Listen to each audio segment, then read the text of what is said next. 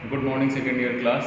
We were discussing about the anti-malarial drugs, and we have discussed about quinine, chloroquine, and amodiaquine. Now today we will study about primaquine. It is also category of anti-malarial drug. So it is primaquine is an 8-aminoquinoline derivative. ये 8-aminoquinoline derivative होता है, which means that alkyl amino group जो इनका attached होगा वो 8th position पे, जो quinoline nucleus होगा उसमें 8th पोजीशन पे हमारा ये अल्किल अमीनो ग्रुप अटैच्ड होगा। ये हमारी 8th पोजीशन है, इस पे अल्किल अमीनो ग्रुप अटैच्ड होता है, ठीक है। और 6th पोजीशन पे ऑक्सीजन ग्रुप अटैच्ड है।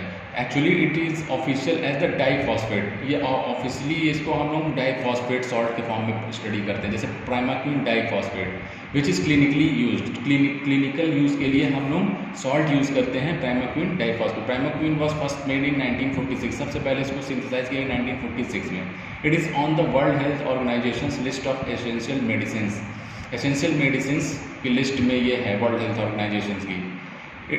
The safest and most effective medicine needed in a health system. ये बहुत ही सेफेस्ट और इफेक्टिव मेडिसिन है, और ये जेनरिक मेडिकेशन की तरह ये अवेलेबल है, मतलब इसका कोई ब्रांड नेम अंडर कोई ब्रांड नेम में नहीं है, जेनरिक है। केमिकल स्ट्रक्चर इसका इस तरह का होता है, क्विनोलिन न्यूक्लियस होती है, अटैच्ड होती है। इसका नंबरिंग ये होता है 1 और 4 पोजीशन पे 2 अमीन ग्रुप अटैच्ड होता है, और इसका केमिकल फार्मूला होता है C15H21N3O। और इसका अगर IUPAC नेम आप अगर नोट करना चाहें नोट कर सकते हैं, N6-methoxyquinoline एटिल पेंटेन 1,4 डाइअमीन होता है। चूँकि ये रेसमिक मिक्सचर होता है इसलिए हम ब्रैकेट में RS भी लिख देते हैं, और N इसलिए लिखा है क्योंकि N से यहाँ पे नंबरिंग स्टार्ट होती है, इसलिए इसको ऐसे कर देते हैं ब्रैकेट के बाहर। और 6 पे ऑक्सी ग्रुप लगा है, इसीलिए इसको मिथॉक्सी बोलते हैं। अब इसकी देख लेते हैं physical properties. Primaquine phosphate is an orange colour का ये होता है, क्रिस्टलाइन पाउडर होता है, क्रिस्टल पाउडर होता है, ऑरेंज कलर का होता है। इसमें कोई ऑर्डर नहीं होता, कोई गंध नहीं होती, इट हैज़ नो ऑर्डर। और इसकी बायोअवेलेबिलिटी जो होती है वो 96% होती है, और इसका जो मेटाबॉलिज्म होता है वो लीवर में कंप्लीट होता है। तो बायोअवेलेबिलिटी क्या होती है पहले हम समझ लेते हैं। ये bioavailability is defined as the extent and rate which a drug और any other substance is absorb.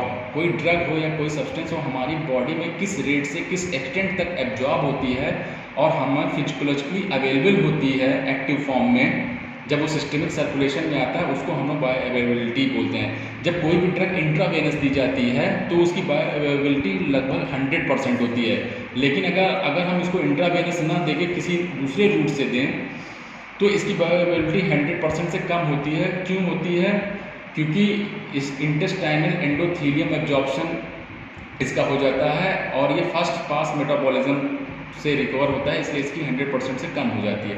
Molar mass इसका होता है 259.347 ग्राम पर मोल। ये रेसमिक मिक्सचर होता है, रेसमिक मिक्सचर हमने बताया ये रेसिमेट होता है। जो equal amount of left and right handed enantiomers होते हैं चायरल मॉलिक्यूल के, उसी को हम रेसमिक मिक्सचर बोलते हैं। ये मतलब mirror image of each other होते हैं। एनेंशियोमर क्या होते हैं? Mirror image of each other होते हैं, नॉन सुपर इम्पोजिबल होते हैं। इसका मेल्टिंग पॉइंट 200 डिग्री ही होता है। It is soluble in water, water में सॉल्युबल होगा। प्रैक्टिकली इनसॉल्युबल इथेनॉल और ईथर में ये इनसॉल्युबल होता है, और ये लाइट से इफेक्टेड होता है। अब इसकी केमिकल प्रॉपर्टीज़ देख लेते हैं। केमिकल प्रॉपर्टीज़ में ये होता है, अगर हम इसका सॉल्ट लेके चले जो होता है प्राइमाक्विन फॉस्फेट को, अगर हम सोडियम हाइड्रोक्साइड सोल्यूशन के साथ इसको ट्रीट करते हैं तो ये डिकम्पोज हो जाता है, हीटिंग में ब्रेक कर जाएगा और एक प्राइमाक्विन बेस बना लेगा। प्राइमाक्विन फॉस्फेट को हम सोडियम हाइड्रोक्साइड सोल्यूशन से ट्रीट करेंगे तो प्राइमाक्विन बेस बना लेगा। इस बेस को प्राइमाक्विन बेस को हम लोग क्लोरोफॉर्म से ट्रीट करेंगे और इसको एक्सट्रैक्ट कर लेंगे।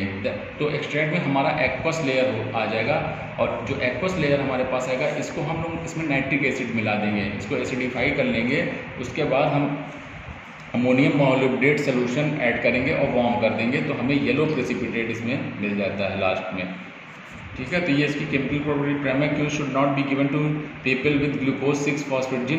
जिन लोगों को ग्लूकोज 6 फॉस्फेट डिहाइड्रोजनेस की डिफिशियंसी होती है उनको प्राइमाक्विन नहीं देना चाहिए, due to the risk of red blood cells breakdown. क्योंकि इसको देने से क्या होंगे, जो हमारे इरिथ्रोसाइट्स रेड ब्लड सेल्स होंगे वो टूटने लगेंगे, ब्रेक डाउन करने लगेंगे। It is often recommended that primaquine not be use during pregnancy के दौर पे इसको नहीं देना चाहिए। It is available as a generic medication, हम आपको पहले ही बता चुके हैं। स्टेबिलिटी स्टोरेज देख लेते हैं। चूँकि ये लाइट से बहुत ज़्यादा इफेक्ट होती है इसको, इसलिए इसको हम लोग लाइट रेजिस्टेंट कंटेनर में स्टोर करेंगे। वेल क्लोज होना चाहिए, एयर टाइट कंटेनर में इसको स्टोर करेंगे।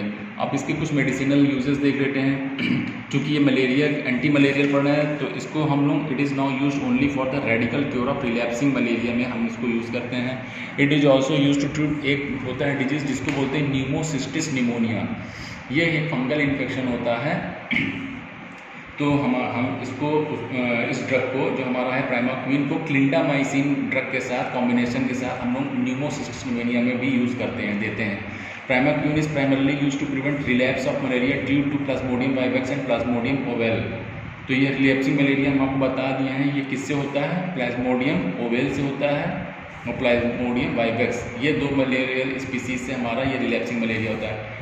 तो ये क्या करता है, इट एलिमिनेट्स हिप्नोजॉइड्स, जो ये हमारे मलेरिया पैरासाइट होते हैं हिप्नोजॉइड्स बनाते हैं, इनको ये निकालता है। The dormant liver form of the parasite होता है after the organism have been cleaved from the blood stream. As of 2016 US center for disease control and prevention, जो यूएस का डिजीज़ कंट्रोल प्रिवेंशन सेंटर है, इसने recommend किया the use of primaquine for primary prophylaxis prior to travel to areas with a high incidence of. तो US ने बोला जिन लोगों को ट्रैवल करने की होती है, जो ट्रैवल करते हैं और जहाँ पे प्लाज्मोडियम वाइवेक्स बहुत ज़्यादा होते हैं, तो उनको ये लोग प्राइमरी प्रोफाइलैक्सिस देते हैं, मतलब पहले से ही प्राइमाक्विन की डोज दे देते हैं ताकि इन लोग बचे रहें मलेरियल बाइट से, अगर हो तो उनको रिलैप्सिंग मलेरिया ना हो। एंड फॉर टर्मिनल, और उसकी टर्मिनल प्रोफाइलैक्सिस भी देती है anti relapse therapy after travel, मतलब ट्रैवल के बाद भी इनको दिया जाता है ताकि अगर थोड़ा बहुत बाइट हो तो उससे भी बच जाए। WHO has recommended that a single dose of primaquine, single dose primaquine की कितनी होनी चाहिए, 0.25 मिलीग्राम पर केजी होनी चाहिए, WHO ने रिकमेंड किया है। ये सेफ है, न इससे कम हो न इससे ज़्यादा हो, और इसका rapid potent ability to kill, इस डोज में ये गमेटोसाइट को किल कर देता है। Stage 5 of the plasmodium falciparum and plasmodium vivax in blood. Because of its action against gametocyte it is used in plasmodium falciparum infection में भी इसको दे सकते हैं, क्योंकि गमेटोसाइट्स को किल कर सकता है। इसके कॉमन साइड इफेक्ट्स प्राइमाक्विन को हमारे हो गए, नौजिया हो गई, वॉमिटिंग हो गई, स्टमक में क्रैम्स आ सकते हैं, इसके कुछ साइड इफेक्ट्स हो गए। In persons with cytochrome B5 reductase deficiency, एक एंजाइम होता है साइटोक्रोम B5 रिडक्टेज, अगर इसकी कमी है किसी पर्सन में डिफिशियंसी है तो प्राइमाक्विन कॉजेस मेथ हीमोग्लोबिनीमिया होता है। ये एक ऐसी कंडीशन होती है जिसमें ऑक्सीजन कम हो जाता है, condition in which the blood carries less oxygen that is does normally.